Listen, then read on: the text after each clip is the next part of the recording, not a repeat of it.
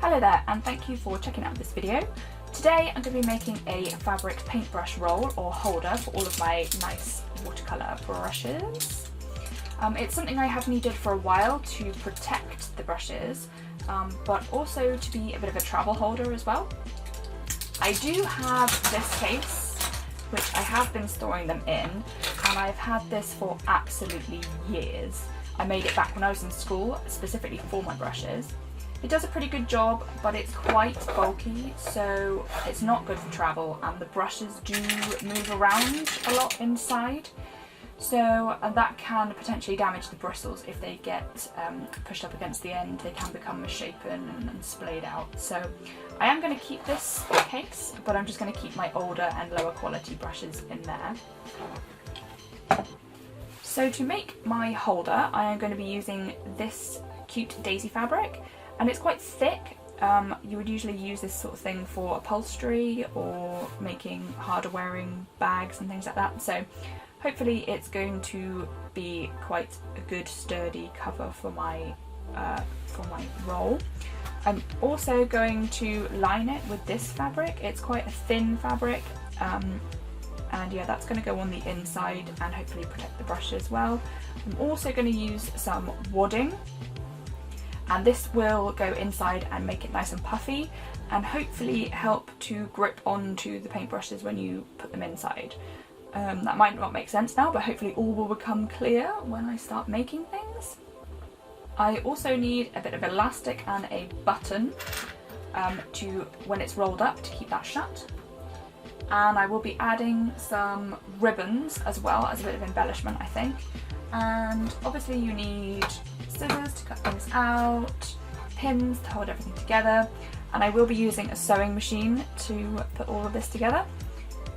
You don't actually need one, you can sew it by hand, it's just going to take a lot longer, so it is doable if you don't have a sewing machine, but it's going to be a lot quicker if you do. So first of all, I need to measure out my fabric. And I'm just going to lie my paintbrushes out on top and space them out just to see how wide I need this piece to be. And it's about 30 centimetres, and I'm just going to add another 4 centimetres to allow for a seam on each side of that. I'm marking everything out with a pencil on the back of the fabric so that I can cut everything out easily to the right size. I'm taking my tallest paintbrush now and measuring how long I need the fabric. I'm going to be creating a pocket on the inside, so I'm folding up my fabric just to get the measurements. And I'm leaving a little bit of a gap above the paintbrushes as well. And that's about 40 centimetres. And again, I'll be adding another 4 centimetres to allow for a seam.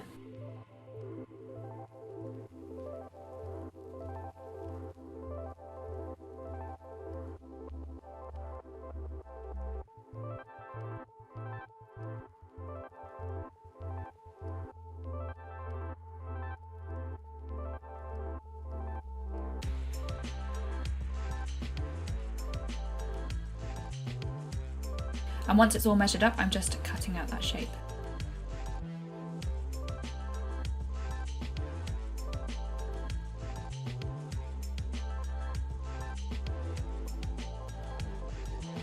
And I now need to cut the same shape out of my lining fabric. So I'm just pinning the piece that I just cut out on top and using that as a template.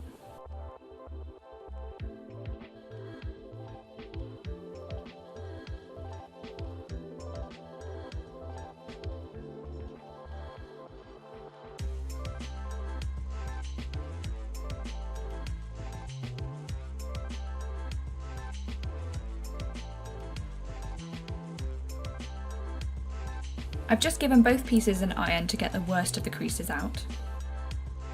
And the next step is to stitch 3 of the sides together. So I'm just putting the 2 front facing sides, so the right sides of the fabric, together. I'm just pinning 3 of the sides so they stay together when I run them through the sewing machine. I'm not pinning the bottom edge because I need that to remain open. I now need to pin in an elastic loop so that when I stitch around the 3 edges, it will be caught inside.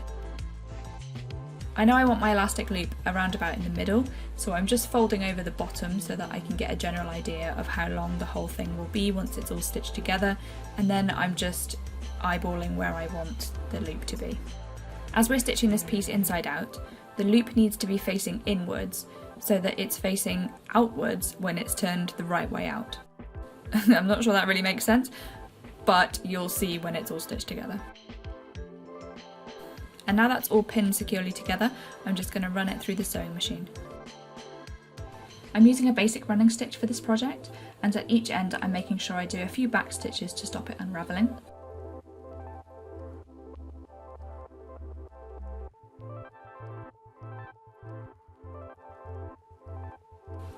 When going over the elastic, I'm slowing down a little as it's quite thick with the pin in there too, and just making sure that the elastic is being caught in the seam.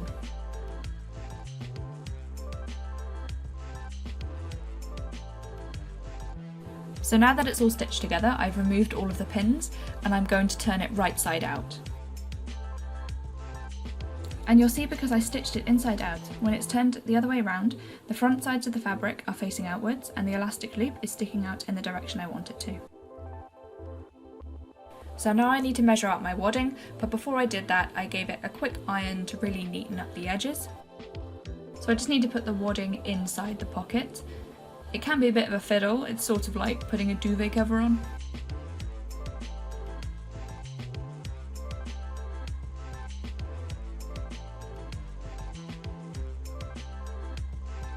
Now I need to sew up the end, and I'm folding the raw edges of the fabric inside so I can top stitch the two sides together.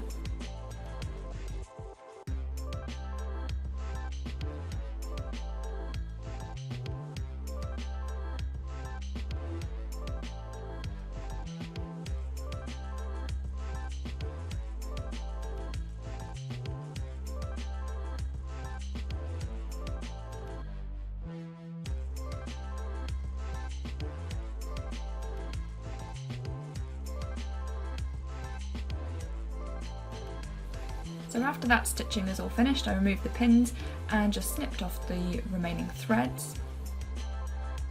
And in my initial idea, I was going to use some lacy ribbon just to cover up the top stitching, as it might not have been that neat, but actually I didn't feel like it needed it and it just made the whole thing a bit too fussy, so I just decided to ditch that idea. I'm going to be stitching individual slots for each of my paintbrushes. So I'm just folding it to my desired pocket depth and then I'm pinning the sides together.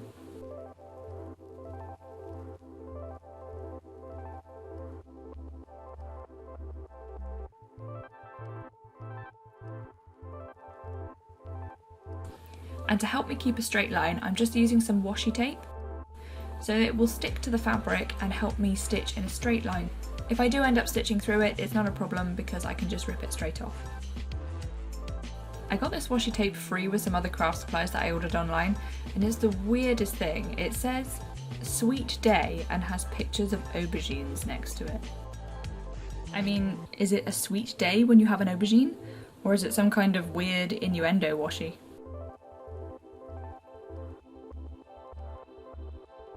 Using the washi tape as a guide really helped. It was a bit tricky and I stitched quite slowly because the wadding made it so puffy, but it worked out quite well.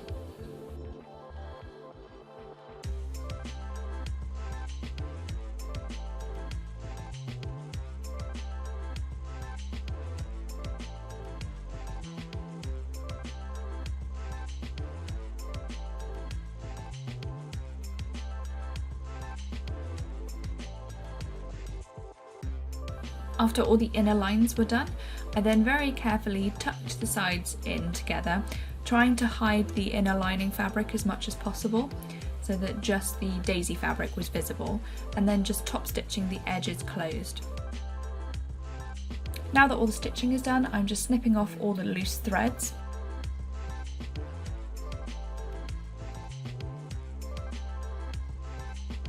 And it's almost finished, so I'm just going to put all of my paintbrushes in to check that they fit, and they all go in there really snugly, so I'm so pleased with how this turned out. The last thing to do is just roll the whole thing up and see where I want to put my button.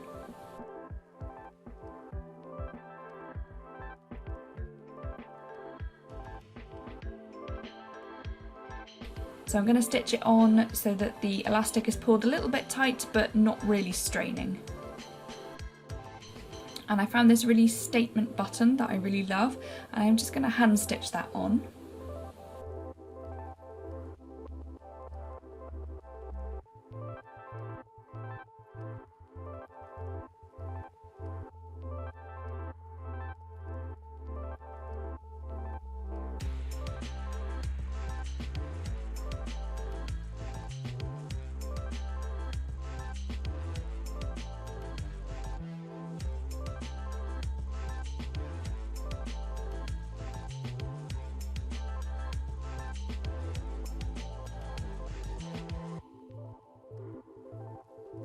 And there we have it, all finished, one paintbrush holder.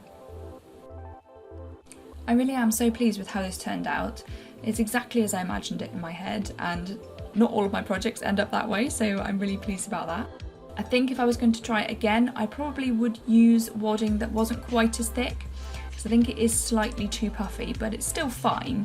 But yeah, I think it would just benefit from being slightly less chunky. But other than that one thing, I'm really pleased, and I would do everything exactly the same again. You could also use this for other art supplies like pens and pencils, or maybe even makeup brushes. Anything tall and skinny will fit in, so whack your chopsticks, your hat pins, whatever you want in there. It would also make a really great gift. I always think the best ones are pretty and useful, but that's probably because I'm old. And on that note, I'll say thank you so much for watching.